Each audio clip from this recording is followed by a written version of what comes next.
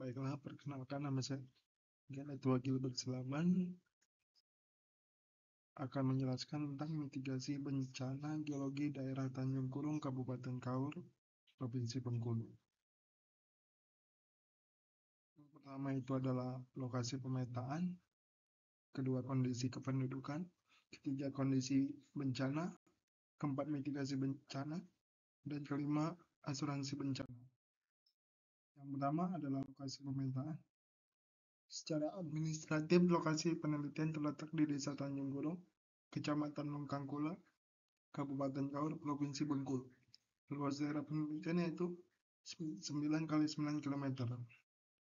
Dan Desa Tanjung Kurung terletak pada koordinat berikut.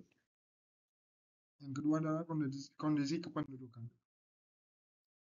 Jumlah penduduk Kecamatan Longkangkula mengalami fluktuasi yang bervariatif dalam kurun waktu 5 tahun terakhir.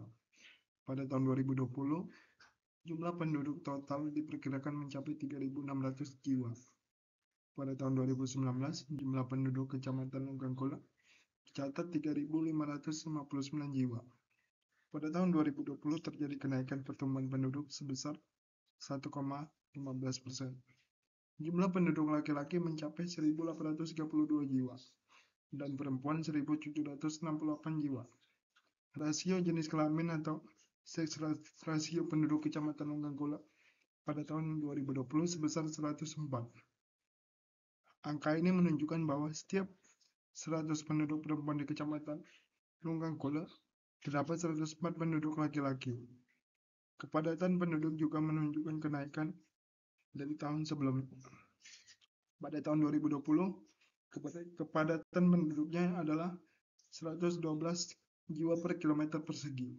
Terjadi kenaikan kepadatan jumlah penduduk per kilometer persegi dibanding tahun 2019, yaitu 111 jiwa per kilometer persegi. Yang ketiga adalah kondisi kebencanaan.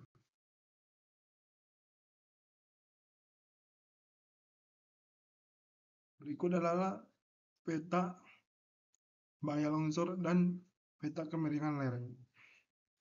Yang dapat dilihat pada peta bahaya longsor ini, yaitu pada yang berwarna merah memiliki tingkat risiko tanah longsor yang tinggi.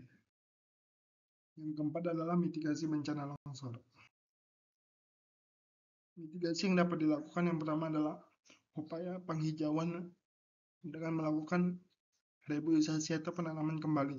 Karena penghijauan ini dapat menahan tanah yang kuat atau kokoh. Yang kedua adalah membuat dinding penahan tanah longsor yang dibuat dengan cor beton.